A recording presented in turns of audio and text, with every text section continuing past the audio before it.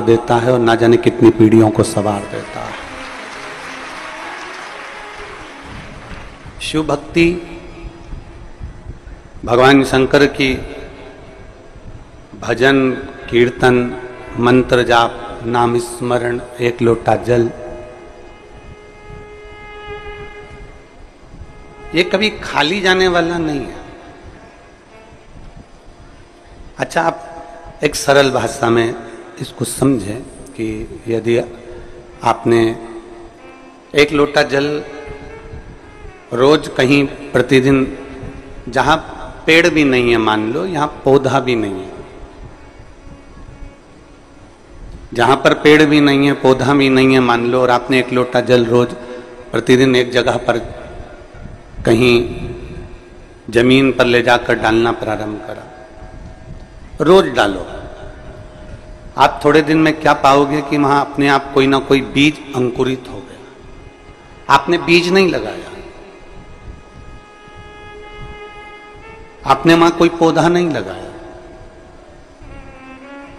आपने वहां कोई बीज रोपित नहीं करा, कोई पौधा नहीं लगाया, आपने तो केवल एक लोटा जल भरा और उस भूमि पर ले जाके रोज डाला, प्रतिदिन डाला।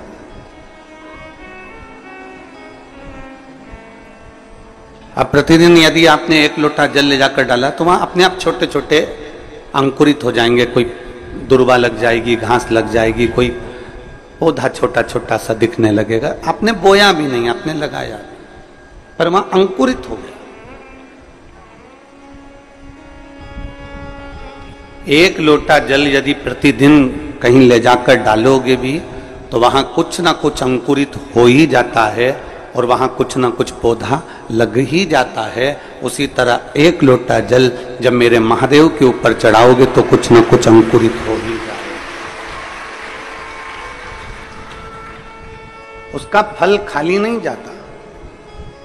और तेरी कृपा बिना न हिले एक भी अणु, लेते हैं श्वास तेरी कृपा से तनु तनु। बखान क्या करूं मैं राखों के ढेर का, चपटी भभूत में खजाना कुबेर का। हे गंगधार मुक्ति द्वार ओंकार तू, भोले ओंकार तू। आयो शरण किया शंभु तार तार तू। हम प्रतिदिन अगर एक लोटा जल समर्पित कर रहे हैं, प्रतिदिन शिवालय जा रहे हैं, प्रतिदिन भगवान शंकर की भक्ति कर रहे हैं, शिव दिए बिना नहीं रहता।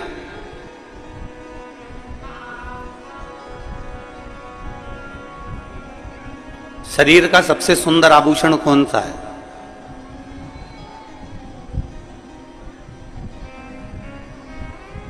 जब जम के बोलो जरा। शरीर का, मनुष्य शरीर का सबसे सुंदर आभूषण कौन सा है? मनुष्य शरीर का सबसे सुंदर आभूषण है इस मुख से श्री शिवाय निकल जाए, उससे सुंदर कोई आभूषण नहीं।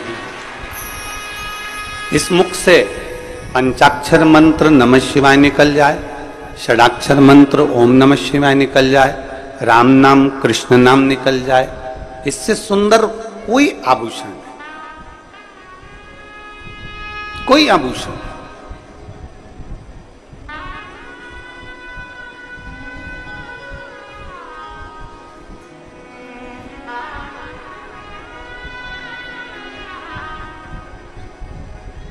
अगर मुख से भगवान का नाम निकल रहा है तो इससे बढ़कर क्या आभूषण होगा?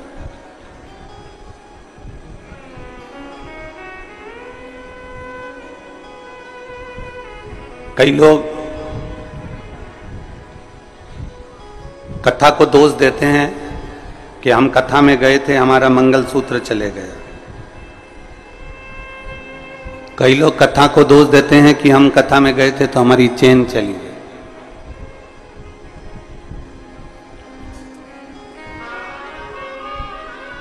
कथा कभी तुमसे कही कि तुम सोने की चेन पहन कर आओ? अरे बोलो तो जम के। कथा ने कभी कहा कि तुम जोरदार सोने के आभूषण पहन कर आओ?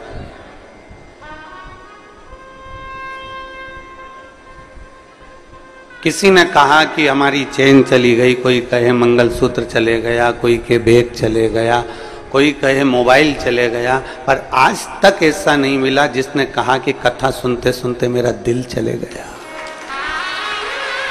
मेरा दिल चले गया। ये मन महादेव के साथ चला गया।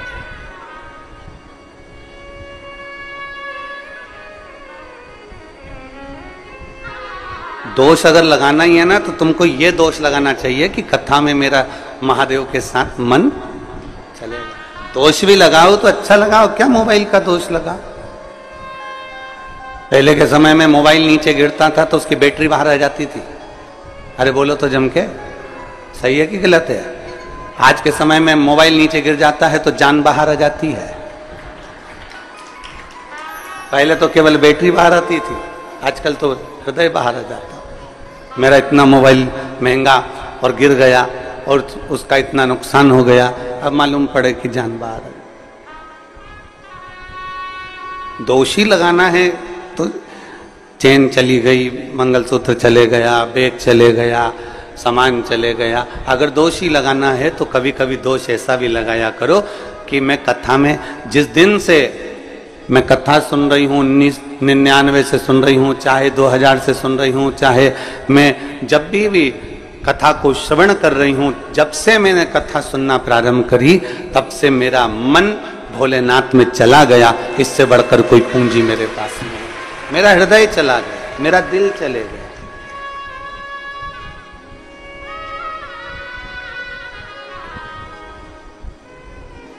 दोष लगाओ, मना नहीं, पर अच्छे दोष लगाओ कि हाँ कुछ गया।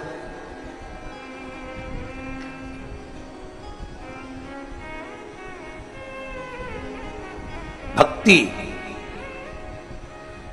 भजन, कीर्तन, मंत्र जाप, नाम जाप अपने भीतर के सुख के लिए होना चाहिए, आत्म सुख के लिए।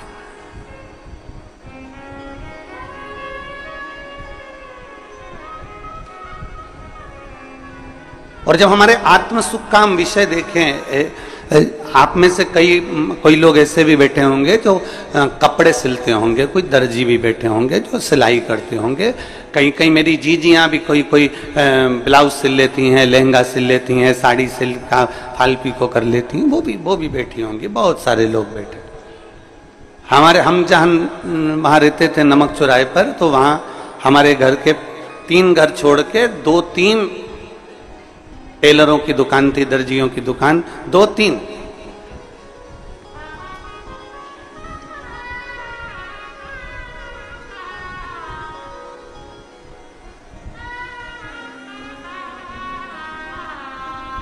उनकी दुकान के सामने से जब निकलते थे तब हम देखते थे कि वो नया की नया कपड़ा आता था और उस कपड़े को धो के टांग देते थे। आपने देखा है कि नहीं देखा हमको नहीं मालूम, पर हम जहाँ रहते थे वहाँ हमारे घर के पास में 2-3 दुकानें थी और कपड़े को नया की नया कपड़ा, शर्ट का नया की नया कपड़ा, पेंट का, और उन्होंने पानी में से निकाला और टांग दिया। हमने पूछा, भैया ये कपड़ा तो नया है, इसको क्यों धो दिया? ये जितना छोटा होना है ना हो जाएगा, इसका जितना कलर निकलना है ना निकल जाएगा।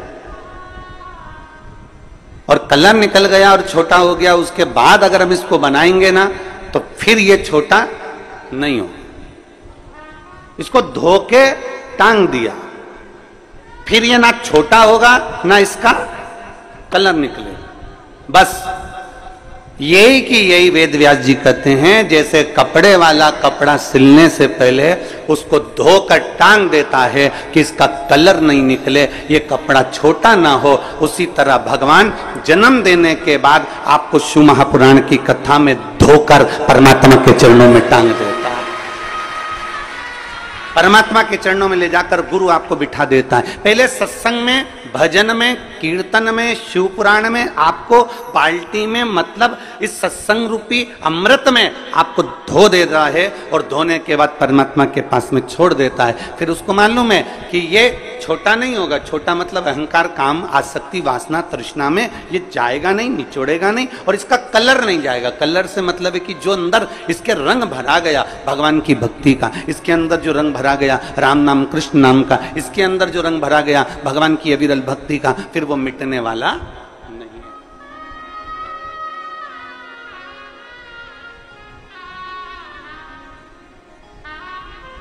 मालवा के संत परम पूज्य श्री कमल किशोर नागर जी महाराज एक भजन गुनगुनाते हैं, बड़ा सुंदर, उनकी वाणी में बड़ा सुंदर लगता है। ऐसी रंगो गुरुदेव चुनर मेरी, ऐसी रंगो गुरुदेव।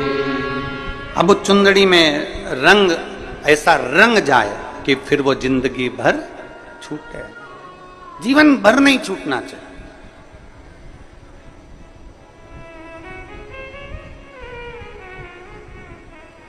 और राम लक्ष्मण भरत शत्रुघ्न हनुमत मेरी चूनर में, राम लक्ष्मण भरत शत्रुघ्न हनुमत मेरी चूनर में, सरयूं जैसी लहरा पाड़े ऐसी रंगो गुरुदेव चुनर मेरी, ऐसी महाराज एक रंग ऐसा रंग जा,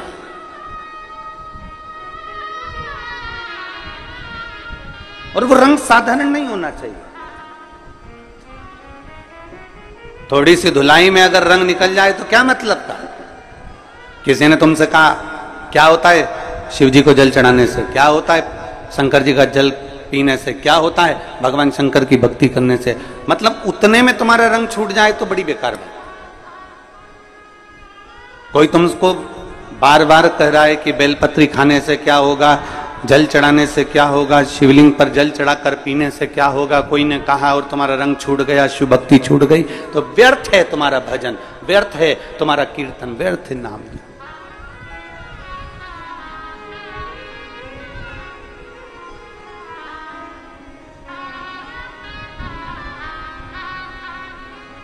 वो एक वो कहते हैं ना, धोबिया धोए चाहे सारी उमरिया, रंग वो चढ़े, रंग वो चढ़ना चाहिए जो धो धो के परेशान हो जाए तो रंग ना निकले।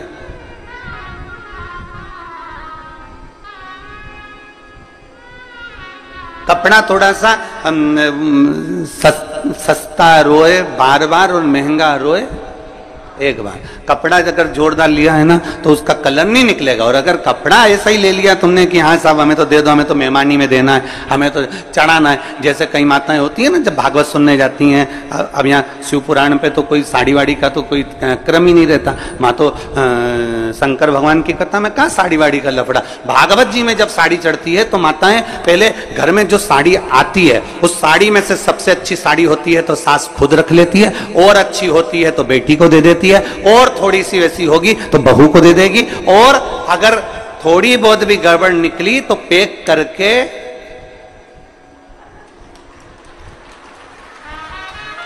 और भागवत जी में चढ़ा दे।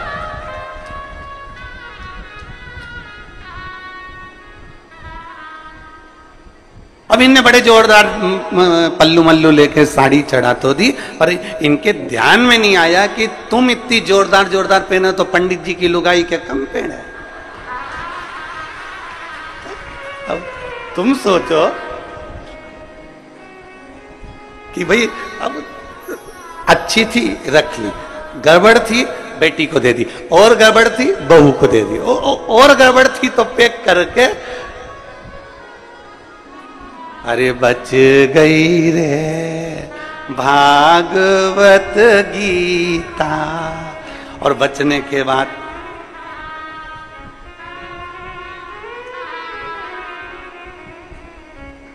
दान का महत्व मालूम है आप लोगों को? दान का महत्व मालूम होना चाहिए। दान का महत्व किसको कहते हैं? जैसा तुम खाओ वैसा खिलाना जानो, जैसा तुम पहनो वैसा पहनाना जानो, जैसा स्वयं के लिए हो वैसा दूसरे को दिया जाए। पर आज के जमाने में लोग दान वैसा नहीं करते। आज के जमाने में दान तो ऐसा करते हैं कि घर में जो कबाड़ा है उसको साफ करना है तो किसी को दे दिया जाए, बस वहां से वहां, वहां से वहां, वहां से वहां चलता जाता है ना। इसलिए मेरे शंकर भगवान को वस्त्र तुम्हारा, आभूषण तुम्हारा, तुम्हारी ज्वेलरी, तुम्हारा धन, तुम्हारी दौलत, तुम्हारी संपदा, तुम्हारी सत्ता, तुम्हारा वैभव मेरे शंकर भगवान को नहीं चाहिए। शंकर भगवान को तो रोज एक लोटा जल चाहिए, क्योंकि जल कभी पुराना नहीं होता। जल जब यूज करोगे तब वो ताजा की ताजा है। जल का प्रयोग जब करोगे वो जल जल ही रहेगा। अग्नि, जल, हवा, पृथ्वी, आकाश कभी बासा नहीं होता, कभी बासा नहीं कहलाता। जल भी बासा नहीं कहलाता, जल जल ही रहता है। गंगा जल को तुम 2 साल, 5 साल, 10 साल, 20 साल, 25 साल पुराना गंगा जल भी तुम्हारे घर में रखा है तो वो बासा नहीं कहलाएगा। तुम्हारे ट्यूबवेल को खुदवाए हुए, तुम्हारे यहाँ कुआं खुदवाए हुए, तुम्हारे यहाँ बावड़ी लगाए हुए, तुमने जो कुंड खुदवाया, कुंडी खुदवाई, तालाब बनवाया, बावड़ी बनवाई, उस कुएं में जो पानी आता है वो कुआं खुदवाए तुम्हारे सालों हो गए, बरसों निकल गए, पर वो कुएं का जल हमेशा ताजा की ताजा ही कहलाता है।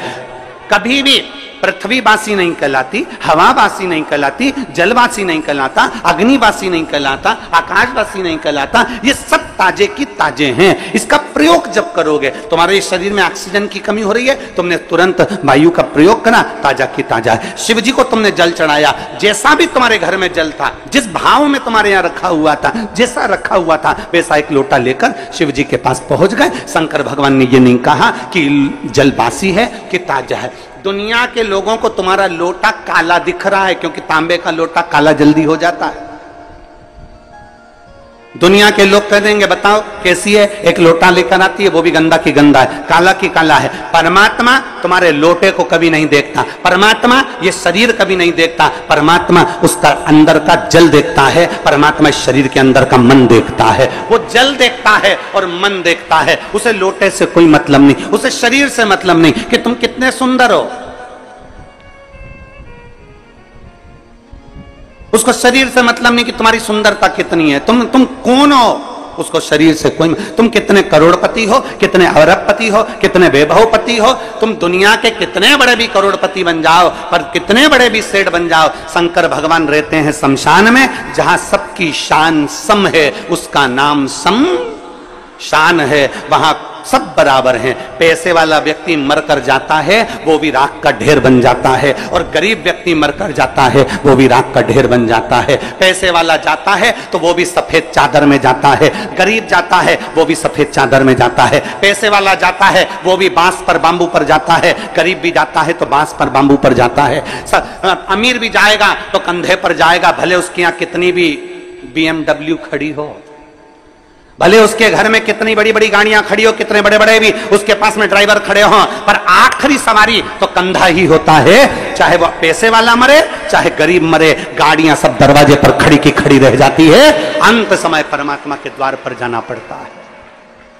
शिव का दरवाजा है ही ऐसा, शंकर की चौखट है ही ऐसी, शिव का द्वार है ही ऐसा, जहां सबकी शान सम है, उसका नाम सम शान है। वहां कोई बड़ा नहीं, कोई छोटा नहीं, जो आया उसकी दृष्टि में सब बराबर हैं। बस वो तो तुम्हारे ऊपर का सुंदरता नहीं देखता, आप कितने अच्छे कपड़े पहने हो उससे मेरे शंकर जी को कोई मतलब नहीं है, आपने क्या पहना मेरे बाबा को उससे कोई मतलब नहीं है, आपका लोटा कैसा हो रहा है मेरे बाबा को उससे कोई मतलब नहीं है। बाबा तो ये कहता है कि तेरे लोटे में जो जल है मुझे उससे मतलब है, और तेरी इस काया के अंदर जो तेरा मन है मुझे उससे मतलब है, बाकी का किसी चीज से मुझे मतलब नहीं। क्या करूं मैं उस लोटे का? अब मालूम पड़े कई कई माताएं ऐसी भी होती है कि लोटा तो घिस रही है, साफ भी कर लिया, पर दिल लोटा साफ कर कर मंदिर में पहुंच भी गई, और पहुंचने के बाद अगर वहां मंदिर में झगड़ा करे, हट हट थोड़ा साइड दे,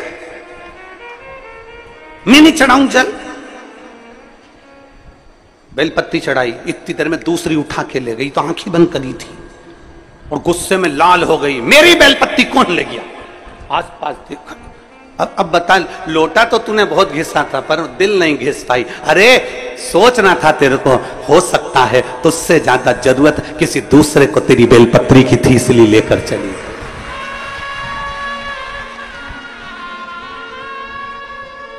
लोटा घिसने से क्या होगा? दिल भी तो घिसो, मन तो साफ करो, क्लीन करो, थोड़ा मन निर्मल करिए। और मैंने तेरे ही भरोसे बाबा, तेरे ही भरोसे हवा बिच उड़ती जावांगी, बाबा डोर हथो छड़ी ना कटी जावांगी। भोले मैं तेरी पतंग, शंभू मैं तेरी पतंग, हवा बिच उड़ती जावांगी, बाबा डोर हथो छड़ी ना कटी जावांगी। अपना मन तो क्लीन करो, मन साफ करो।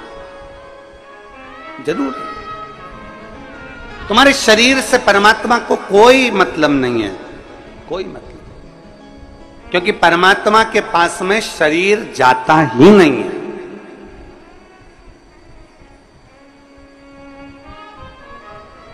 तुम्हारे कोई रिश्तेदार मरे हो और उनका शरीर ऊपर गया हो तो बता देना। जिसने खूब बादाम खाई हो, हर हफ्ते ब्यूटी पार्लर गई हो, उसका शरीर भी ऊपर नहीं गया। गया? अरे बोलो तो जम के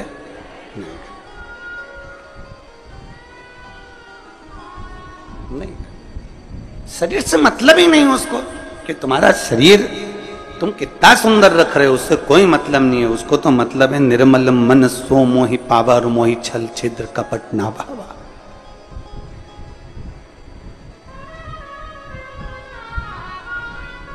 तीन चीजें हैं।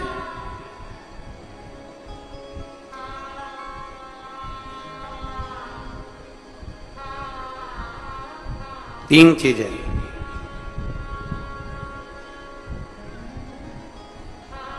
बचपन जो निकलता है वो लड़कापन में निकल जाता है। बचपन लाड़पन में निकल जाता है, जवानी अकड़न में निकल जाती है, और बुढ़ापा तड़फन में निकल जाता है। बचपन गया, लड़कपन में निकल गया, छोटा है, अकल नहीं है, बुद्धि नहीं है, चित्त नहीं है, ये नहीं है, वो नहीं है, लड़कपन में निकल गए। जवानी अकड़ में निकल गई, तुम मुझे जानते नहीं हो, तुम मुझे पहचानते नहीं हो। कभी कभी ये शब्द भी बड़ा सुंदर शब्द है, तुम मुझे जानते नहीं हो। एक चौराहे पर जब कोई व्यक्ति किसी की गाड़ी रोक लेता है ना, तो गाड़ी रोकते से ही तुरंत, तुम मुझे जानते नहीं हो। तो उसने पूछा तुम कौन हो? फिर तुरंत उसने नाम बताया और उसकी गाड़ी छूट गई। बोला छूटी कि नहीं छूटी? अरे जम के तो बोलो, छूट जाती है ना। नाम बताया उसने और उसकी गाड़ी छूटी।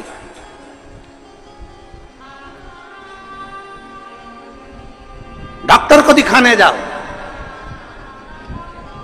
और भीड़ बहुत लग रही हो, फिर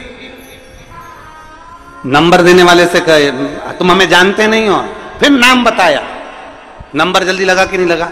बोलो जम के तो बोलो, लग गया। जब गाड़ी पकड़ाती है और नाम बता देने से गाड़ी छूट जाती है, तो फिर अपने को भी ये बात अपने अंदर धारण कर कर रख लेना चाहिए कि गाड़ी को पकड़ा नाम बताने से गाड़ी छूट गई। तो जब यमराज हमें पकड़े तो हमें भी शंकर का नाम बता देना है, तो हम भी छूट जाए। गाड़ी पकड़ी और नाम बताया तो गाड़ी छूट गई। तो क्या वो यमराज के सामने नाम बताओगे तो ना छूटोगे? और अंत समय प्रभु आना पड़ेगा, वचन दिया तो निभाना पड़ेगा। आए ना आए प्रभु कुटुंब कबीरा, अंत समय प्रभु आना पड़ेगा, वचन दिया तो निभाना पड़ेगा। और अंत समय प्रभु आना पड़ेगा, वचन दिया तो निभाना पड़ेगा। जब एक नाम बोलने से गाड़ी छोड़ दी जाती है तो उस परमात्मा का नाम लेने से श्री शिवाय नमस्तोभ्यम, ओम नमः शिवाय, नमः शिवाय। जब राम नाम, कृष्ण नाम, शिव नाम, परमात्मा का नाम हम जब लेते हैं तो वो यमराज भी छोड़ देता, छोड़ना पड़ता है। मार्कंडे बाबा का चरित्र कहता है, मार्कंडे बाबा को केवल छोटी सी उम्र मिली थी और कह दिया उसके माता पिता ने शंकर जी को पकड़ ले, शिव जी को पकड़ा। आखिरी में शंकर का गुणगान कर रहे थे, नाम ले रहे थे और यमराज आ गया, छोड़ना पड़ा। नाम का असर बड़ा होता है। जैसे ही फोन लगाया, नाम दिया कि किसकी गाड़ी, नाम सुना, छोड़ दी गई। तो परमात्मा का नाम लोगे तो यम की कैद से भी छूट जाओ।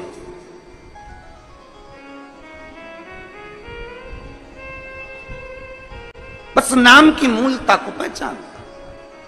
इसलिए तो तुलसीदास बाबा ने अपने सुंदर वचनों में लिखा, तुलसीदास जी ने अपने वचनों में कहा, कलयुग केवल, जम के बोलो जरा, कलयुग केवल नाम धारा। नाम, उन्होंने कलयुग में यह नहीं कहा कि राम धारा की, कृष्ण धारा की, शिव धारा की, यह धारा। उन्होंने कहा कलयुग केवल नाम धारा। तुम्हारी मर्जी पड़े तो राम बोलो, तुम्हारी मर्जी पड़े कृष्ण बोलो, तुम्हारी मर्जी पड़े शिव बोलो, तुम्हारी मर्जी पड़े दत्त बोलो, तुम्हारी मर्जी पड़े देवी बोलो, तुम्हारी मर्जी पड़े कुल देवता का नाम लो, तुम्हारा जो मन पड़े वो नाम लो। पर कलयुग में नाम जरूर लो, क्योंकि कलयुग का सार तत्व केवल नाम से है, परमात्मा के भजन से। ले आओ जरूर नाम।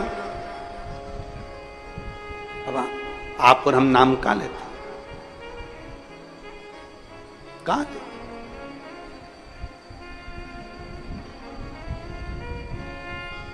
एक पत्र है,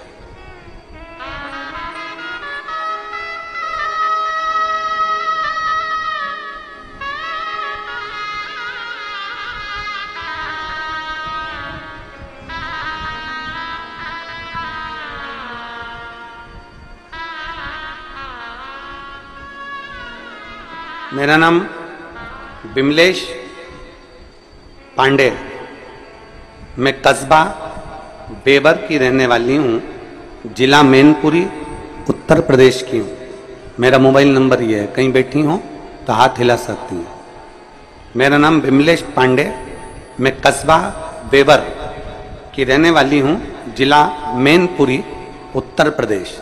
कहीं बैठी हैं, हाथ हिलाओ। हाँ ठीक है, दिख गया। आ जाओ, एक बेलपत्र लेकर चले जाओ। मेरे पति की आंखों की रोशनी चली गई 2023 में। डॉक्टरों को दिखाते दिखाते कई महीने निकल गए और दोनों आंखों से दिखना बंद हो गया। पूरी की पूरी आंखें चली गई। डॉक्टरों से इलाज करवाया, ऐसा कोई डॉक्टर नहीं छोड़ा बड़े से बड़े हॉस्पिटल का, शहर का, जहां हमने इलाज ना करवाया। और डॉक्टरों ने कहा कि इसमें हमें लगता है कि नसें कुछ चोक हो गई, जिसके कारण बस देखने में नहीं आ रहा। दोनों आंखें चली गई, रोशनी पूरी चली गई, दिखाई देना बंद हो गया। अब करें तो करें क्या? तभी पहली बार आपकी कथा टीवी के माध्यम से श्रवण करी, और श्रवण करने के बाद आपने कहा कि 1 लोटा जल शंकर जी को चढ़ाओ और चढ़ा हुआ जल आचमन करो। हम उस जल को आचमन ना करते हुए हमारे पति की आंखों में कपड़े को गीला कर कर वो आंखों पर लगाना प्रारंभ कर दिया। मंदिर से एक बेलपत्र लेकर आते, उस बेलपत्र को पति को खिला देते, जल पति की दोनों आंखों में पट्टी जैसा लगाना प्रारंभ करा। जब डॉक्टरों ने कह दिया इसका कोई भरोसा नहीं है कि कब आएगी, और हमने फिर भगवान शंकर पर भरोसा करना प्रारंभ करा। 1-1.5 महीने तो आंखें नहीं आई, 2 महीना निकल गए, आंखें नहीं आई। तब हमने शिव के मंदिर जाना नहीं छोड़ा, पशुपति व्रत करना नहीं छोड़ा, और बाबा का क्या गुणगान करूं गुरुदेव। फिर हमने विचार करा कि आंख की रोशनी तो आ ही नहीं रही। फिर हमने अपने पति को लेकर सीहोर कुबेरेश्वर धाम पर आ गए, और अपने पति को लेकर यहाँ कुबेरेश्वर धाम पर आए। यहां से हमने रुद्राक्ष मांगा, और रुद्राक्ष लेकर हम चले गए। तांबे के कलश में उसको गलाते, शिव जी को जल चढ़ाते, वो रुद्राक्ष का जल अपने पति को पिलाते और आंखों में लगाना प्रारंभ करा। आज मेरे पति की ये 2024 में आंखें वापिस आ गई। मैं बाबा को धन्यवाद देने के लिए आई हूं। ये शिव तत्व है, एक शिव और शिव की उदारता।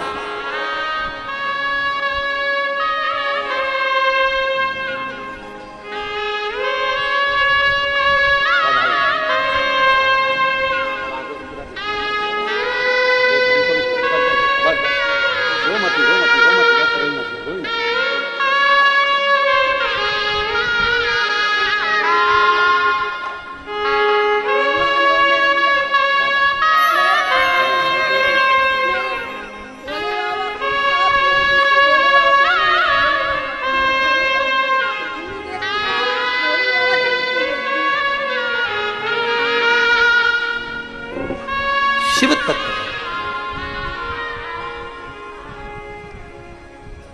डॉक्टरों ने मना कर दिया था कि आंखें वापस नहीं आएगी। मैं अपने पति को लेकर, उन्हें दिखता नहीं था, धाम पर आ गई, रुद्राक्ष लिया, लेकर चली गई। बाबा की कंकर शंकर पूजन कर कर गई, और बाबा ने मेरे पति की आंखों को वापस दे दिया। ये शिव तत्व है, योग घड़ी, एक विश्वास हमारे भीतर शिव के प्रति, शंकर के प्रति।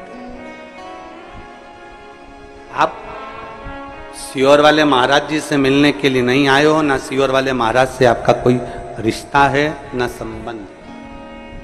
एक संबंध सीहोर वाले महाराज से जरूर है कि आप मेरी बहन हो, मैं आपका भाई हूं, और पुरुष जितने हैं वो मेरे जीजा हैं, और मेरी बेटियां, मेरे बेटा, मेरी माताएं, सब मेरे रिश्ते। पर खास रिश्ता तो आपका मेरे कुबेर भंडारी से है। वो रिश्ता कभी जिंदगी में समाप्त होने वाला नहीं। एक संबंध तुम्हारा शिव से जुड़े।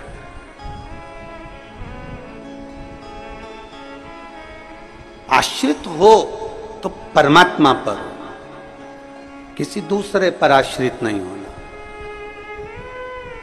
भरोसा करना तो मेरे देवाधिदेव महादेव पर करना, दूसरे पर कभी भरोसा नहीं। इंसान का करा गया भरोसा टूट जाएगा, पर परमात्मा का करा गया हुआ भरोसा कभी जिंदगी में नहीं टूटता। वो भरोसा अजर और अमर रहता है। आपको लगता होगा कि कोई बहुत पैसे वाला है, बहुत करोड़पति है, बहुत धनपति है, बहुत वैभव है उसके पास में, तो बड़ा सुखी होगा। शिव महापुराण की कथा में माता पार्वती जी ने भगवान शंकर से कहा, भोले बाबा आपका और हमारा विवाह हुआ है। एक लड़की जब किसी लड़के से विवाह करती है, शादी करती है, तो उसके मन में बहुत सारी तमन्नाएं होती है, बहुत सारी आस लगी होती है, बहुत आस रहती है उसकी। एक लड़की जब किसी लड़के से विवाह करती है तो उसके मन में यह आस होती है कि बड़ा घर मिलेगा, परिवार मिलेगा, पति अच्छा मिलेगा, सास ससुर अच्छे मिलेंगे, रिश्तेदार नातेदार अच्छे मिलेंगे, मैं जिस घर में ब्याह कर जाऊंगी मां भोजन की कोई कमी नहीं होगी, मेरे रहने के लिए अच्छा कमरा, अच्छा भवन, सब कुछ मिलेगा, बड़ा बंगला, बड़ा महल मिलेगा। पर भोले बाबा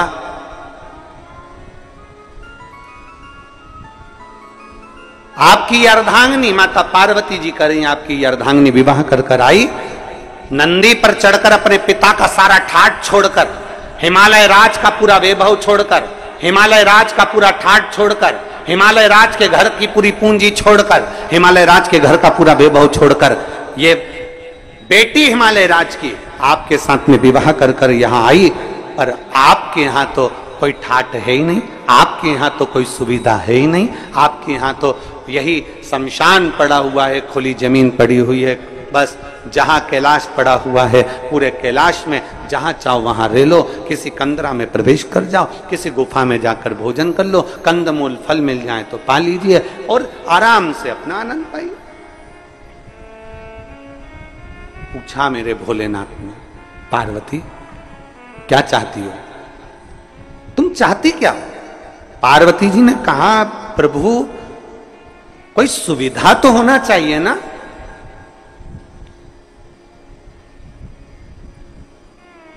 तुम सारे तीर्थ में जाओ, वहां पर बहुत सुविधा देखना, सारे तीर्थों में बहुत सुविधा देखना। एसी का रूम मिल जाए, अच्छा पलंग मिल जाए, अच्छी गादी मिल जाए, अच्छा कमरा मिल जाए, अच्छी व्यवस्था मिल जाए, अच्छा भोजन मिल जाए, अच्छे से अच्छा सामान मिल जाए। हम जब मंदिर में दर्शन करने जाएं तो हमारा वीआईपी दर्शन हो जाए, हम जब पहुंचे तो मंदिरों में हमारा ये आनंदमय कोई आए और हमारा हाथ पकड़कर हमको दर्शन कराए। सब मंदिरों में तुम्हारे लिए वीआईपी व्यवस्था हो सकती है, सारे तीर्थों में तुम्हारे लिए वीआईपी व्यवस्था हो सकती है, सारी सुविधा तुम्हें वहां मिल सकती है। पर कुबेरेश्वर धाम जब भी आना तो ये मत सोच कर आना कि यहां सारी सुविधा मिलेगी, क्योंकि जहां सुविधा होती है वहीं दुविधा होती है, यहां सुविधा है जैसी वैसे प्राप्त हो जाती है। अधिक सुविधा में दुविधा होती है। यहां तो भोजन भी आपको बनाना है और खाना भी, अरे बोलो तो जम के, आपको ही है। कद्दू भी आपको ही काटना है और बनाना भी आपको ही है, रोटी भी आपको सेकना है और खाना भी आपको ही है, खिचड़ी भी आपको बनाना है, चावल बीनना भी आपको ही है, सब्जी काटना भी आपको ही है। और अंदर यही होता है, आप में से कई माताएं, कई भाई, कई बहन, कई बेटियां, कई बेटे आते हैं, सेवा करते हैं और कद्दू काट रहे हैं, सब्जी काट रहे हैं, कहीं रोटियां बना रहे हैं, कहीं कोई सेवा कर रहा है, कोई झाड़ू लगा रहा है, कोई मालूम पड़े नुक्ती तल रहा है, कोई मिक्सचर तल रहा है। हमारी भोजनशाला में एक भी हलवाई नहीं है, हमारी भोजनशाला में केवल आप आते हो, भोजन बनाते हो और चले जाते। जितने हो आप आते हो, भोजन बनाते हो, चले जाते। आप में से कोई बाहर से आता है, वो कह देता है कि हम भोजन बनाना जानते हैं, उनको बिठा देते हैं कि तुम नुक्ती तल लो। आप में से कोई आके कहता है हाँ हम तलना जानते, तो उसको मिक्सचर बनाने बिठा देते हैं।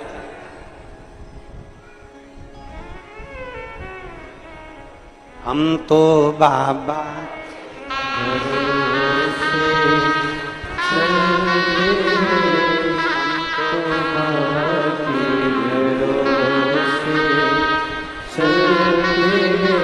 अगर सुविधा चाहिए तो यहां सुविधा नहीं, क्योंकि सुविधा जिसके पास में बहुत होती है, बहुत वीआईपी कल्चर में जो रहता है, बाद में वही दुविधा में रहता है। क्योंकि मालूम पड़े दरवाजे पर 4 लोग आए और निकलकर तुम दूध तक लेने ना जाओ, किसी को पानी पिलाने ना जाओ, तो घुटने में धीरे धीरे जंग लग जाती है, कमर में जंग लग जाती है, चलते नहीं बनता, फिरते नहीं बनता, काम नहीं बनता। आप में से ये जितने जजमान परिवार बैठे हैं, इसमें एक मुंबई का पंचाल परिवार भी बैठा हुआ है, खड़े हो जरा।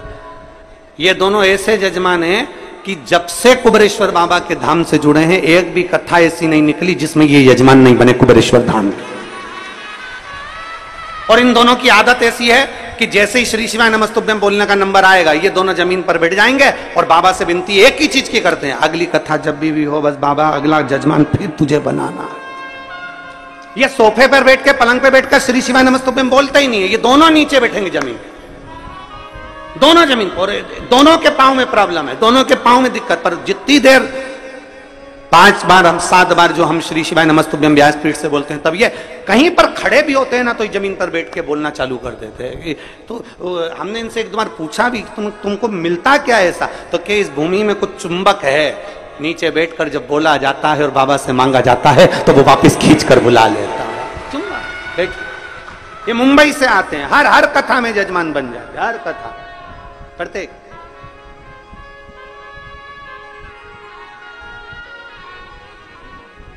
यहां सुविधा नहीं है। जिसको बहुत सारा राजसी ठाट चाहिए तो वो अपने घर से अगर किसी को लगता हो कि हाँ हमको ये वीआईपी व्यवस्था चाहिए, तो अपने घर से एक बढ़िया गाड़ी तैयार करे, उसमें पूरी व्यवस्था लेकर पहुंचे। पर बाबा के यहाँ पर तो केवल एक चीज मिलती है, यहाँ कंकर और शंकर के सिवा कुछ नहीं मिलेगा।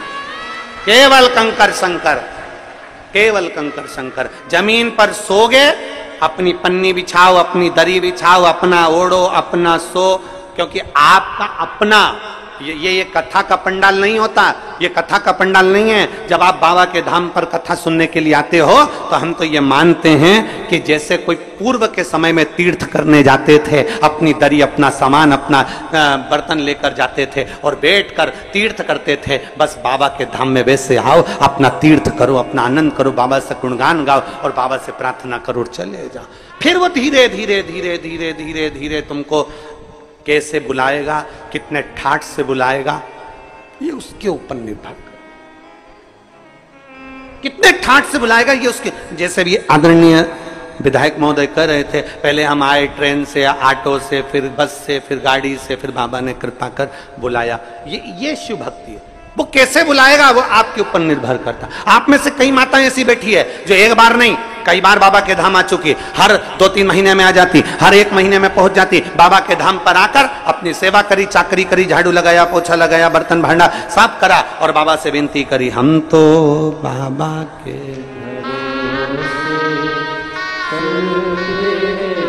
सुविधा में दुविधा।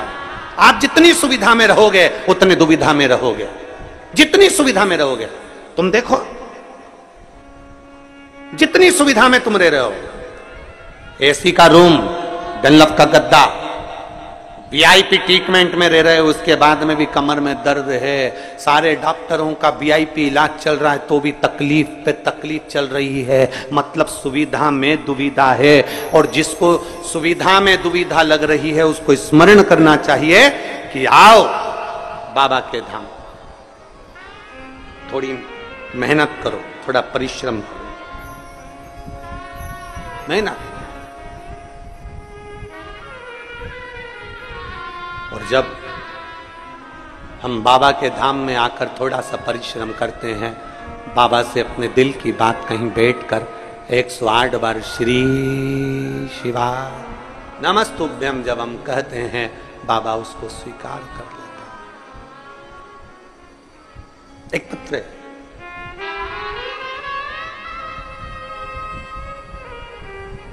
मैं देवेंद्र सिंह, गांव खेरखेड़ा, जिला झालावाड़, राजस्थान का निवासी हूं। कहीं बैठे हो तो हाथ हिला सकते हैं। मैं देवेंद्र सिंह, गांव खेरखेड़ा, जिला झालावाड़, राजस्थान का निवासी हूं। दोनों हाथ हिला दो एक बार। आ जाओ, एक बेलपत्र लेकर चले जाना। आ जाइए। गुरुदेव, मैं 2 साल से इंडियन आर्मी की तैयारी कर रहा था, लेकिन पत्र को आप लोग एलईडी पर या अपने मोबाइल पर या आस्था चैनल पर पढ़ सकते हैं। तैयारी कर रहा था लेकिन किसी न किसी कारण से असफल हो जाता था। फिर मुझे अपने परिवार वालों ने कहा कि सब भोले बाबा पर छोड़ दे, वो जरूर सुनेंगे, तुम मन लगाकर मेहनत कर, क्योंकि गुरुजी कहे कि मेहनत तुझे करना है, परिश्रम तुझे करना है, मन लगाकर मेहनत कर और सब बाबा पर छोड़ दे। शिव जी पे जल चढ़ाना प्रारंभ कर दे। देवेंद्र सिंह ने जल चढ़ाना प्रारंभ कर दिया, पशुपति नाथ का व्रत भी किया और सीहोर आए। यहां आकर हमने कंकर शंकर की पूजन करी और कंकर शंकर की पूजन कर कर भोले बाबा से प्रार्थना करी और बाबा ने ऐसी कृपा कर दी कि आज मेरी सिलेक्शन इंडियन आर्मी में हो गया और मेरी पोस्टिंग जम्मू में हुई है। मैं जम्मू में पोस्ट हूं। मैं बाबा को धन्यवाद देने के लिए, मेरी पोस्टिंग जम्मू में। देवेंद्र सिंह, गांव खेरखेड़ा, जिला झालावाड़, राजस्थान का निवासी। यह शिव तत्व है।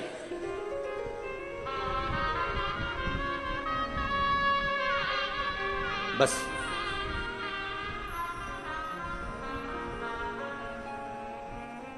जब आप और हम भगवान शिव के भक्ति में रमे। जब आप और हम भगवान शंकर की अविरल भक्ति में रमे, शिव महापुराण की कथा कहती है, उस समय पर हमारे भीतर, हमारे मन में संशय नहीं होना चाहिए। इस पत्र में लिखा कि मेरे परिवार वालों ने मुझसे कहा कि शिव पर छोड़ दे, मेहनत पूरी करना, परिश्रम पूरा करना। मेहनत पूरी कर, परिश्रम पूरा कर। कहा गुरुजी बोलते हैं कि मेहनत में पीछे नहीं हटना है, मतलब मेहनत तो आपको डपट के करना पड़ेगी।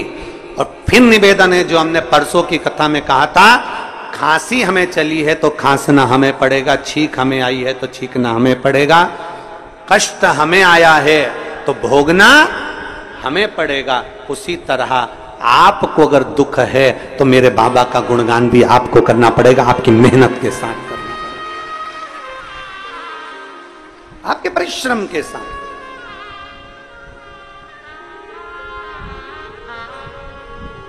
वो कल परसों 2 दिन पहले बोला था, थोड़ी मेहनत हाथ की, बाकी कृपा भोले नाथ।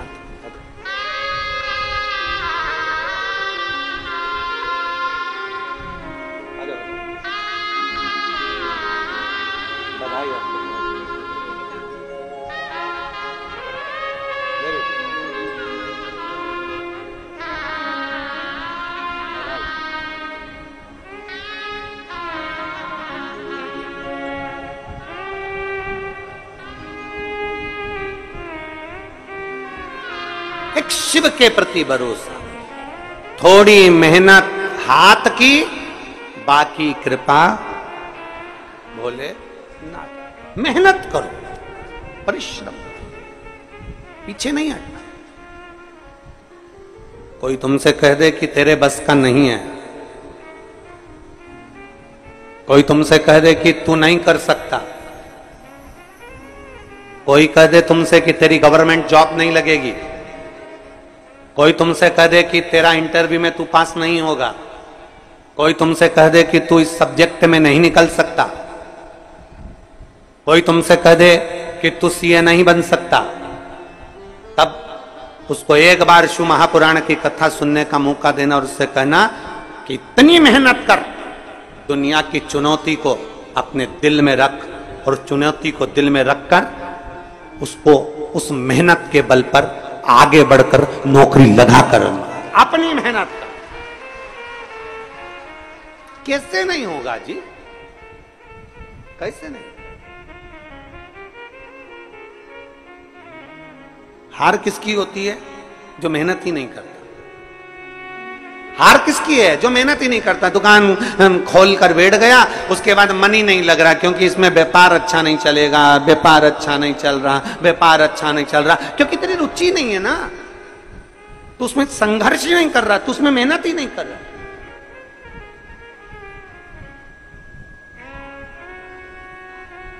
थोड़ा मेहनत करो, संघर्ष करो। आपका संघर्ष, आपकी मेहनत आपको कभी पीछे नहीं हटने देगी। थोड़ी मेहनत हाथ की, बाकी कृपा भोले नाथ की। बस वो मेहनत, वो संघर्ष आपका, वो मेहनत आपकी।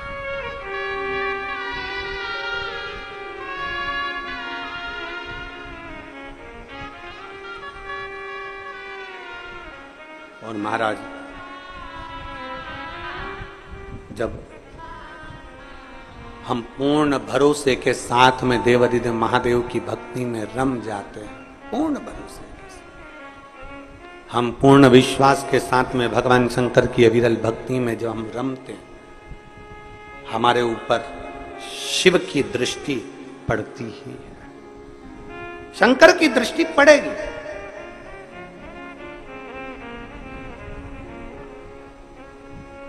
आप इतनी सारी माताएं बैठी हैं, आपके साथ अगर कोई बच्चा आया होगा ना, वो बच्चा जहां खेल रहा होगा ना, माँ कथा भी सुन रही होगी ना, तो उसका ध्यान अपने बच्चे पर जरूर होगा। बोलो तो जरा सही है कि गलत है? बच्चा अगर खेल रहा होगा तो मां का ध्यान अपने बच्चे पर जरूर है। बच्चा कहां है, मां का ध्यान उस पर है।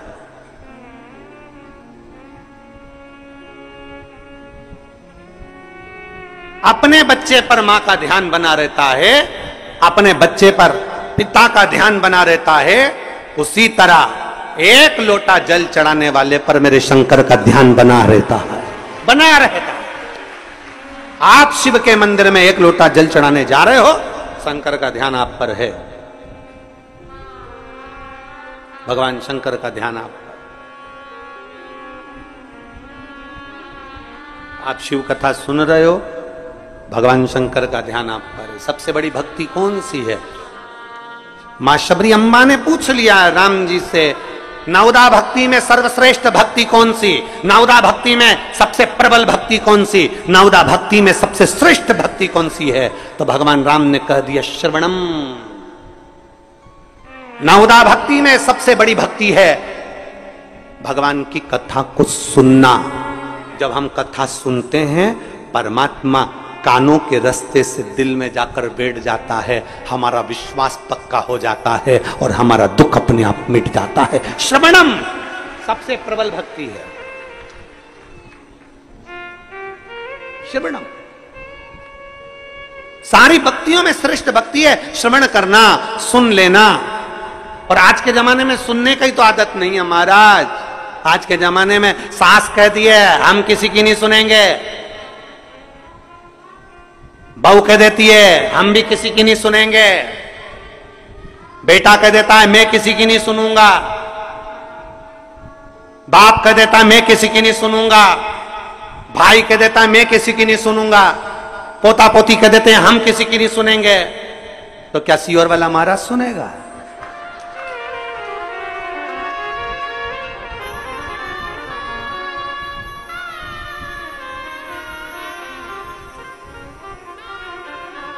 सही बात है, सुनने की आदत तो डाल ली है, डालना चाहिए सुनने की आदत। हम किसी की नहीं सुनेंगे, हम किसी के बाप की नहीं सुनेंगे, बाप के हम नहीं सुनेंगे, छोरा के हम नहीं सुनेंगे, सास के हम नहीं सुनेंगे, माँ के हम नहीं सुनेंगे, कल की आई हम तेरी सुनेंगे। और सास के मैं किसी की नहीं सुनूं, बेटा के मैं नहीं सुनूं, पोता के मैं नहीं सुनूं, पोती के मैं नहीं सुनूं, कौन सुनेगा? आज के समय में कोई सुनना नहीं चाहता। तो यहाँ राम जी कह रहे हैं सबरी अम्बा को सर्वप्रथम भक्ति, सबसे श्रेष्ठ भक्ति, सारी भक्तियों में श्रेष्ठ भक्ति है श्रवणम, कथा को सुनना, बातों को सुनना, श्रवण करना और अपने अंदर उतारना। ये श्रेष्ठ भक्ति है। जिसने कथा को सुनना प्रारंभ कर दिया, जिसने कथा में दिल लगाना प्रारंभ कर दिया, कथा को सुनते सुनते उसके अंदर विश्वास पक्का हो गया, तो उसके अंदर इतना विल पावर आ जाता है, इतना बल आ जाता है कि वो आखिरी में जीत ही जाता है, वो हारता नहीं। विश्वास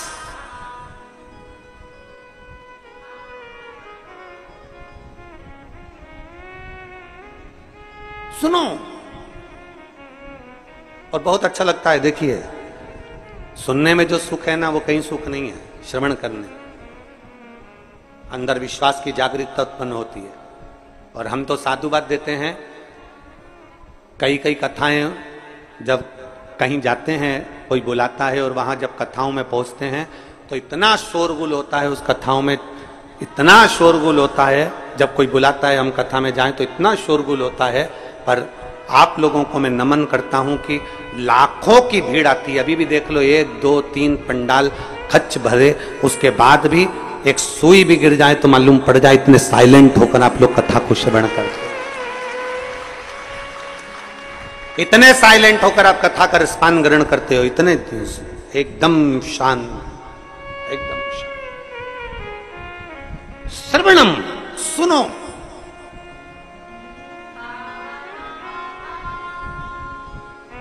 जितना सुन सकते हो सुनो। जब आप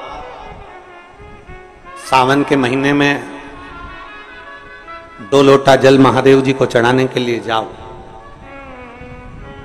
तब 3 चीजें अपने अंदर धारण करना। पहले नंबर का तो 2 लोटा जल जब घर से लेकर जाओ तो जरूरी नहीं कि दोनों हाथों में लेकर जाओ, एक लोटे के ऊपर दूसरा लोटा रखकर दूसरा हाथ से अगर कोई काम हो, पल्लू लेना हो या कोई कार्य हो तो कर सकते हो। नहीं तो तुम 2 लोटा हाथ में रख लो और पल्लू डालना ना मैं सिर पे, जरा सिर पे पल्लू। अब वो तुम्हारा लोटा हाथ में, वो बेचारा वो भेरू पल्लू रख, ठीक है, थोड़ा और खींचो ये बाजू का, तो पल्लू वो भेरू ने और खींचा है, ठीक है, ये पल्लू मारा मुंडा में दे दो, अब ठीक है।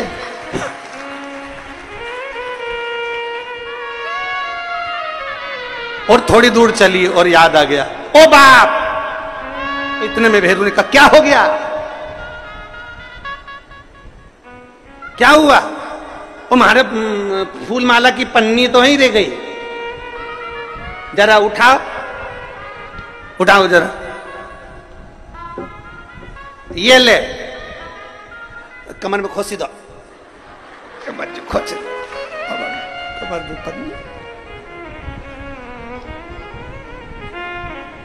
और कैलाश पर्वत पे जाके रहूंगी, भोले को अपना। अब पति भी के अच्छा शंकर हुआ और अच्छा जल हुआ, निवेदन है अगर 2 लोटा हाथ में ना तो एक के ऊपर एक लोटा रखकर भगवान की भक्ति धारण करते हुए 3 चीजों में एक चीज जल, 2 लोटा, दूसरा श्री शिवाय नमस्तुभ्यम का जाप पूरे सावन के महीने में से कम 5 दिन ऐसे निकालना कि बेलपत्री के पेड़ की छांव में बैठकर हम श्री शिवाय नमस्तुभ्यम की कम से कम 1 माला जरूर कर लें, जरूर। और मान लो अगर बेलपत्री का पेड़ नहीं मिले, तुम्हारे आसपास में नहीं मिले, तो फिर एक काम करना, शंकर जी के मंदिर की बेलपत्र मिली जाए, उसको सिर पे, हमारे यहाँ कहते हैं आंवले के वृक्ष का जब आंवला नोमी आती है ना, तो आंवला नोमी आती है और आंवले के पेड़ के नीचे जाकर भोजन नहीं कर सकते, आंवले के वृक्ष के नीचे नहीं जा सकते, तो आंवले के वृक्ष की पत्ती को सिर पे रख के भोजन कर लो, तो कहते हैं कि हजारों अश्वमेध यज्ञ के पुण्य के बराबर, भंडारे के बराबर भोजन प्राप्त हो जाता है। आंवले के वृक्ष की पत्ती, तो वो बेलपत्र भी मस्तक पर बाबा को प्रणाम कर कर फिर वही बेलपत्र का आनंद करते हुए भाव से उस बेलपत्र को मात्र शीश से लगा ही लिया ना, मस्तक पर चढ़ाई लिया ना, तो भी भगवान की अविरल भक्ति प्राप्त हो सकती, अविरल। और मान लो बेलपत्र भी ना मिले तो बेलपत्री के वृक्ष की थोड़ी सी मिट्टी अपने मस्तिष्क पर लगाकर, मस्तक पर चढ़ाकर भी हम जाप कर सकते। बेलपत्र के वृक्ष की मिट्टी का भी चंदन हम लगा सकते, चंदन। हमने एक बार पहले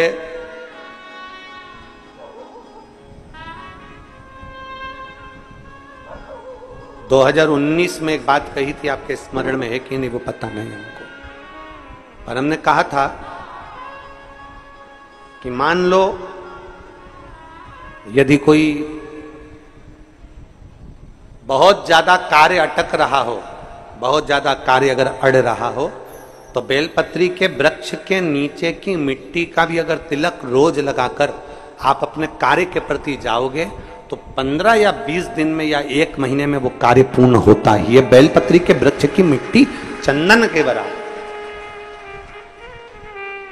चंदन।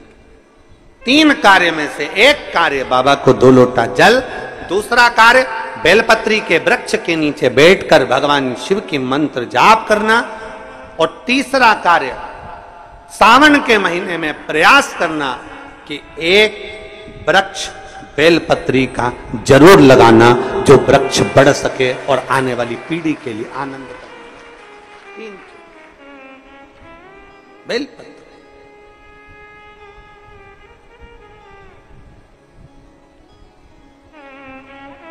शिव का नाम लेकर, भगवान शंकर की स्तुति कर कर शिव के करीब,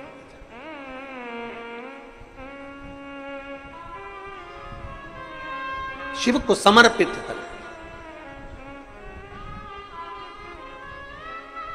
भाव से ये भाव रखकर लगाना कि हम जिंदा हैं तो बेलपत्री का पत्ता, बेलपत्र हम भगवान शिव को चढ़ा रहे हैं, बेलपत्र हम शंकर को चढ़ा रहे हैं। जब हम नहीं रहेंगे तब वो बेलपत्र का पौधा जब बड़ा हो जाएगा तो उस बेलपत्र को कोई शिव पर चढ़ाएगा। हमारे मरने के बाद भी हमारी बेलपत्र शंकर को चढ़ती रहेगी और हमारा कल्याण होता रहेगा। समर्पित कर।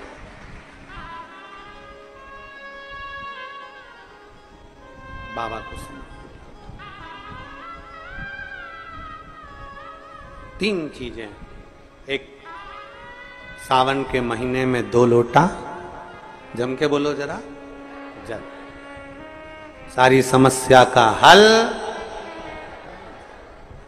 दूसरा, बेलपत्र के वृक्ष के नीचे श्री शिवाय नमस्तुभ्यं, या पंचाक्षर मंत्र नमः शिवाय, या षडाक्षर मंत्र ओम नमः शिवाय। परंतु पुरुष और स्त्री दोनों पंचाक्षर और षडाक्षर मंत्र को जरा समझना। अगर पुरुष नमः शिवाय ओम नमः शिवाय मंत्र का जाप कर रहा है तो पुरुष सीधे चालू करेगा षडाक्षर मंत्र से, ओम नमः शिवाय ओम नमः शिवाय। पर स्त्री जब भी मंत्र का जाप करेगी तो पंचाक्षर से चालू कर कर षडाक्षर पर पहुंचेगी। कहां से चालू करेगी? हमने पहले भी कथा में बताया। कहां से? जम के बोलिए जरा, नमः शिवाय, फिर बाद में षडाक्षर पर आएगी ओम नमः शिवाय, नमः शिवाय ओम नमः शिवाय, नमः शिवाय ओम नमः शिवाय, नमः शिवाय ओम नमः शिवाय, नमः शिवाय ओम नमः शिवाय। पुरुष ओम नमः शिवाय ओम नमः शिवाय ओम नमः शिवाय जप सकता, पर स्त्री पंचाक्षर से चालू कर कर षडाक्षर पर पहुंचेगी और पुरुष षडाक्षर से चालू कर देगा, ओम नमः शिवाय ओम नमः शिवाय ओम नमः शिवाय ओम नमः शिवाय ओम नमः शिवाय। ये पुरुष चालू कर दिया। पर स्त्री जब जपेगी नमः शिवाय ओम नमः शिवाय ओम नमः शिवाय ओम नमः शिवाय, पंचाक्षर से चालू करा। कहां से चालू करा है? फिर से आप लोग एक बार बोल के देख लो, चालू करो बोलना, नमः शिवाय ओम नमः शिवाय ओम नमः शिवाय। कहां से चालू करा था? नमः शिवाय से, षडाक्षर तक गए हो। फिर पुरुष ओम नमः शिवाय, नमः शिवाय ओम नमः शिवाय, नमः शिवाय ओम नमः शिवाय। पंचाक्षर से षडाक्षर पर। फिर से बोलो एक बार, बोलो चलो, नमः शिवाय ओम नमः शिवाय ओम नमः शिवाय ओम नमः शिवाय, नमः शिवाय ओम नमः शिवाय। पंचाक्षर से षडाक्षर की ओर।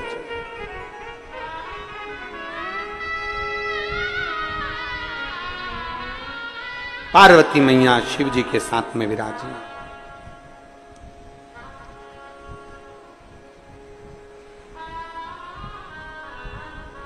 बैठी थी। भगवान शंकर के तेज पुंज गंगा जी के जल में चला जाता है और गंगा जी के जल से 6 पुत्र जन्म ले लेते हैं। 6 पुत्र जिनका नाम कृतिकाओं ने एक कर कर षडानंद कार्तिकेय रख दिया।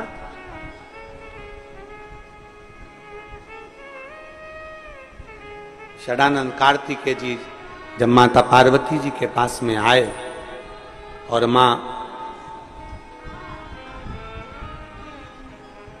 माता पार्वती जी के पास में आते हैं और माता पार्वती जी को प्रणाम करते हैं, बाबा भोलेनाथ जी को प्रणाम करते हैं, ओगड़दानी को नमन करते हैं, प्रणाम करते हैं, दंडवत करते हैं, साष्टांग करते हैं। फिर तारकासुर का संहार करने के लिए जाते हैं। अपने घर से जब निकलो पहले एक लोटा जल महादेव को समर्पित करो। घर में जो बुजुर्ग हैं, बड़े हैं, उनके चरण छुओ। माता पिता भाई भाभी जो घर में बड़े हैं उनके चरण छुओ। क्यों? क्योंकि शास्त्र कहता है जब घर से निकलते हैं एक लोटा जल चढ़ाकर, चरण छूकर जब हम अपने काम के लिए जाते हैं तो हमारे साथ अपने माता पिता का तप बल भी हमारे साथ, महादेव की कृपा भी हमारे साथ जाती है।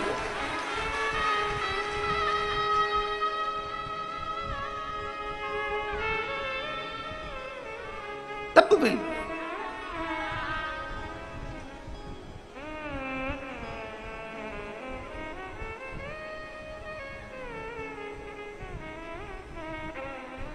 तो कहे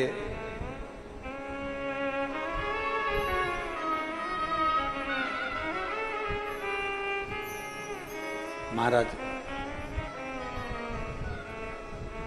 अपनी किस्मत का ताला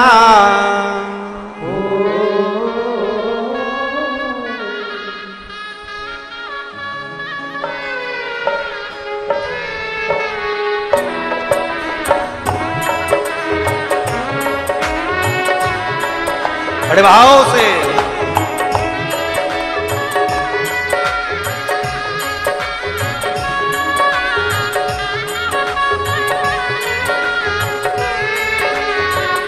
हो।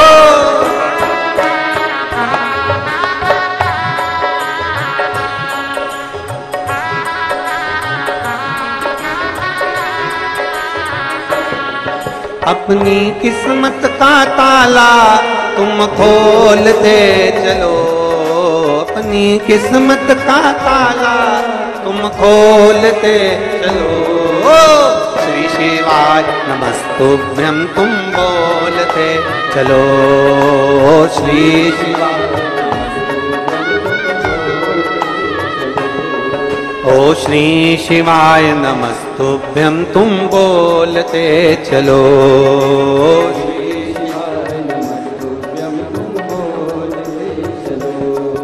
अपनी किस्मत का ताला हो, अपनी किस्मत का ताला हो, अपनी किस्मत का ताला तुम खोलते चलो।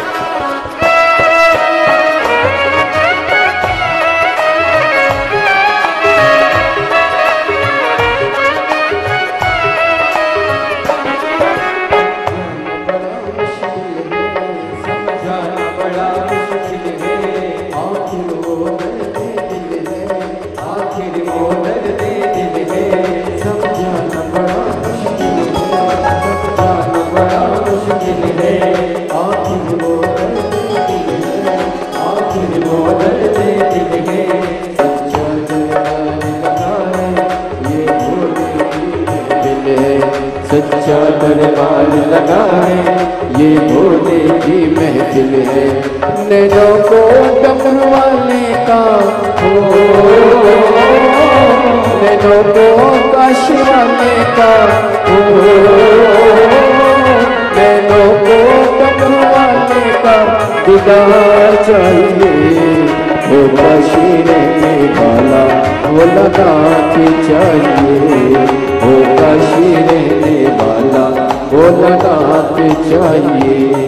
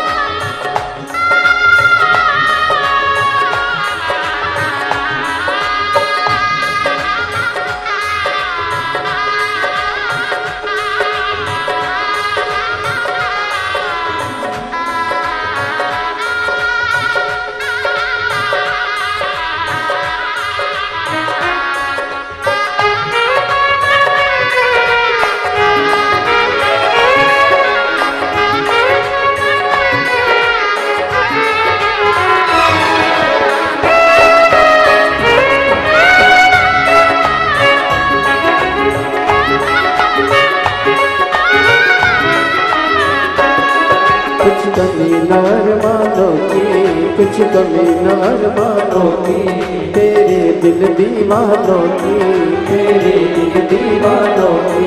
कुछ कमी न अरमानों की, कुछ कमी न अरमानों की, तेरे दिल दीवानों की, तेरे दिल दीवानों की। मुझको मदहोश बनाए कटार तेरे नैनों की, मुझको मदहोश बनाए कटार तेरे नैनों की। नैनों को डमरू वाले का हो, नैनों को काशी वाले का हो, नैनों को डमरू वाले का दीदार चाहिए। वो काशी रहने वाला वो लगा के चाहिए, वो काशी रहने वाला वो लगा के चाहिए। नैनों को डमरू वाले का हो, नैनों को काशी वाले का हो, नैनों को डमरू वाले का दीदार चाहिए। वो काशी रहने वाला भोला ना चाहिए, वो काशी रहने वाला वो लगा के चाहिए।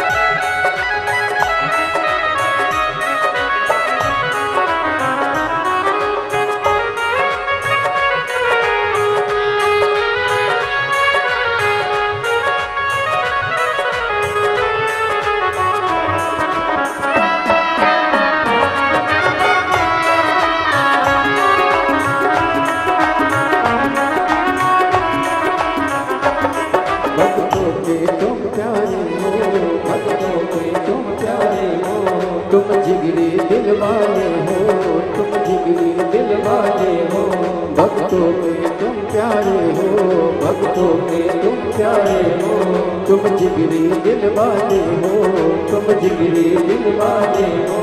कितनों पे डोरे डाले तेरे नैन बड़े मतवाले, कितनों पे डोरे डाले तेरे नैन बड़े मतवाले। नैनों को भोले बाबा का को काशी वाले का नैनों को भोले बाबा का देना चाहिए। वो काशी रहने वाला भोला नाथ चाहिए, वो काशी रहने वाला भोला नाथ चाहिए। अपनी किस्मत का ताला,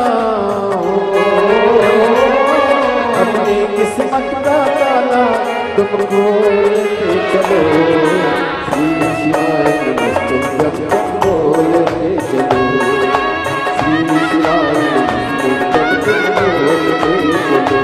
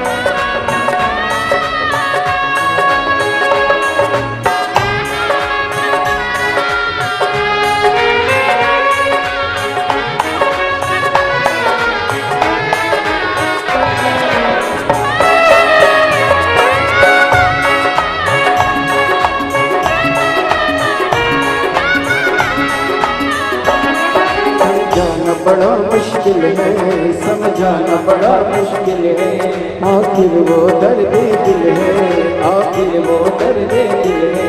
सच्चा दरबार लगा है ये भोले की महफिल है, सच्चा दरबार लगा है ये भोले की महफिल है।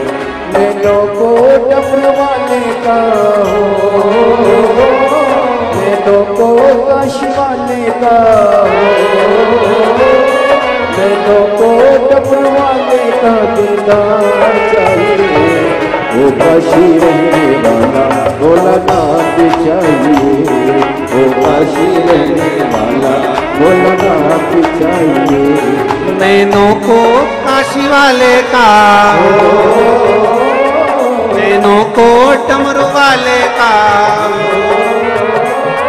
नैनों को काशी वाले का दीदार चाहिए, वो काशी रहने वाला भोला नाथ चाहिए, काशी रहने वाला। भोला नाथ चाहिए। श्री शिवाय नमस्तुभ्यं, श्री शिवाय नमस्तुभ्यं,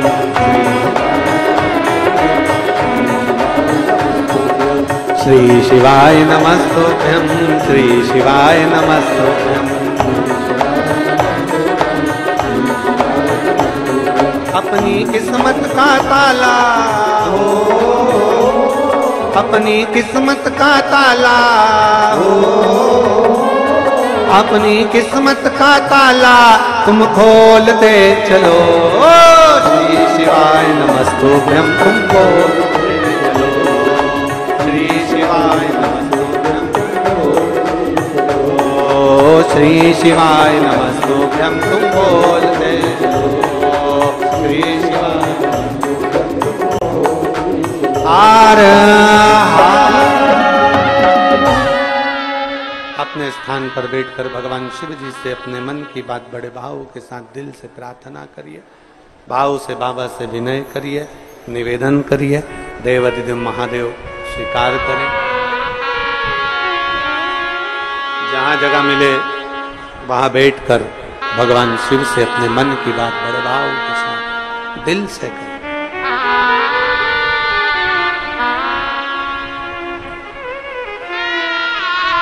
आपकी आवाज व्यासपीठ तक पहुंचे, व्यासपीठ की आवाज आप तक पहुंचे। दिल से बाबा से निवेदन करिए।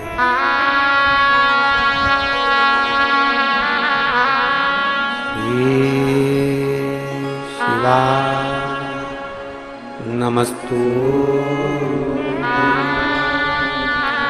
श्री शिवाय नमस्तु, श्री शिवाय नमस्तु,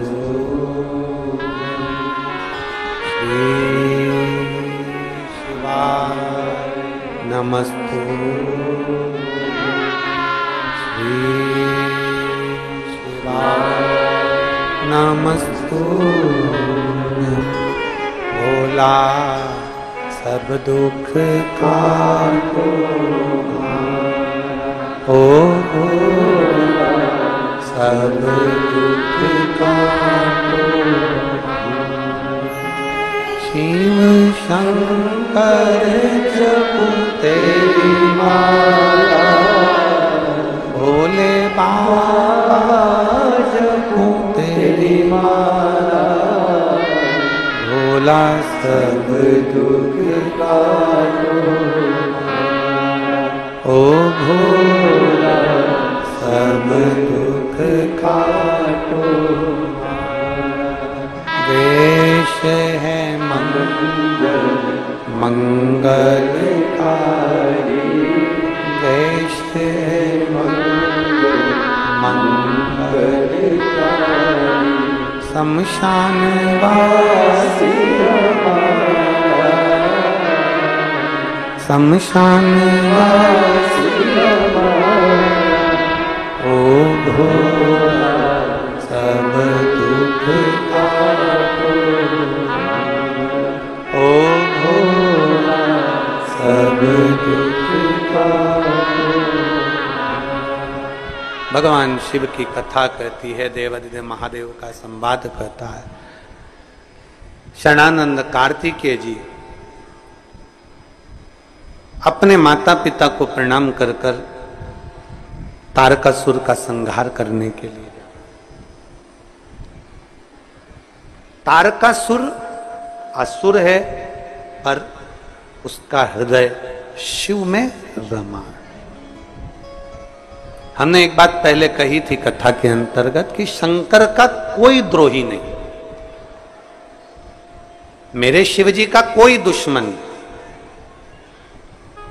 शंकर भगवान का जो भक्त होता है उसका कोई द्रोही नहीं, शिव का कोई द्रोही नहीं, शंकर का कोई दुश्मन नहीं।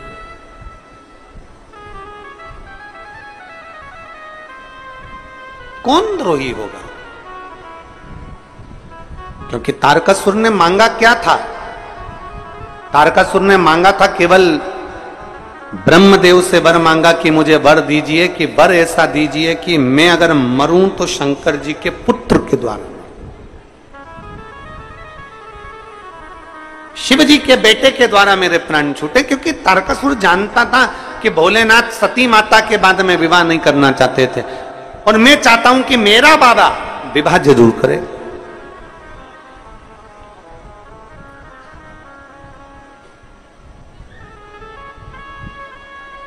ये शिव महापुराण की कथा कहती है, अपना घर, अपना परिवार, अपना कुटुंब, अपने रिश्ते, अपने नाते कभी मत छोड़ो। उस कुटुंब में, उस परिवार में, उन रिश्तों में, उन नातों में रमे, पर रमते रमते शिव की भक्ति को। एक बहन ने पत्र लिखा,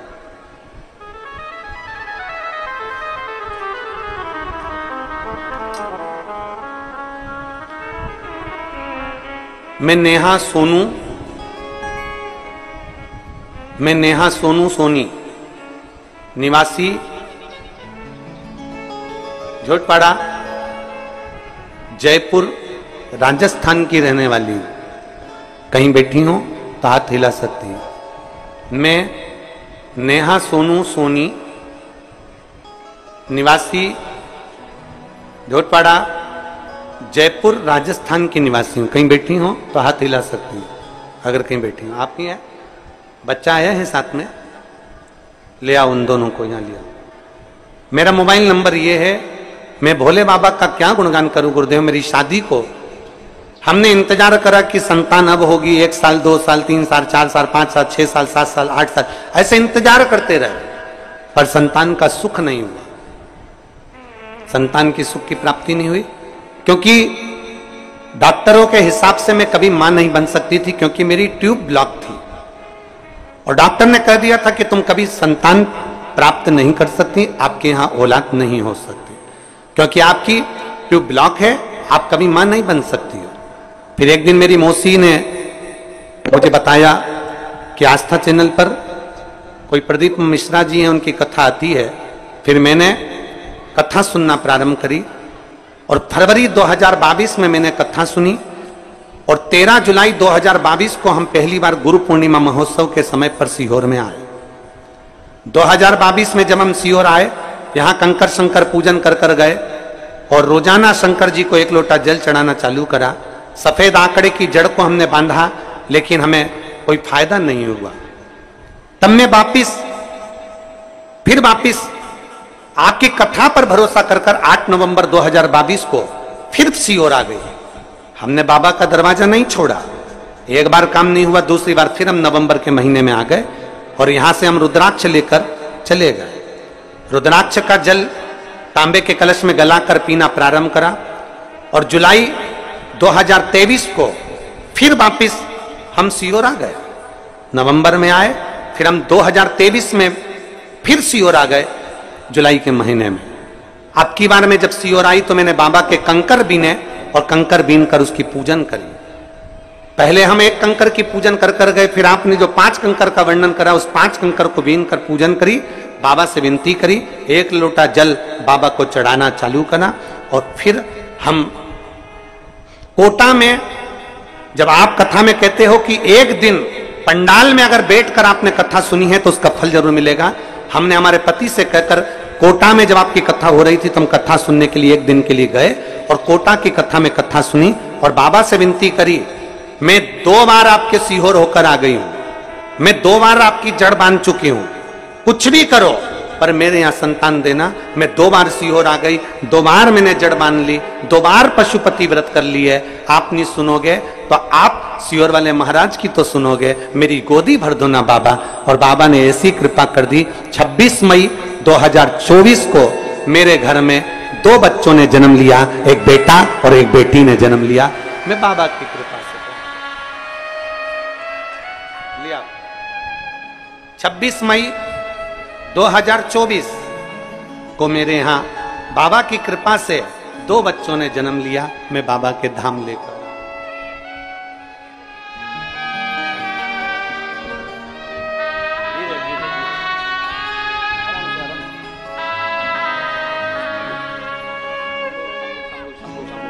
शंभो शंभो शंभो शंभो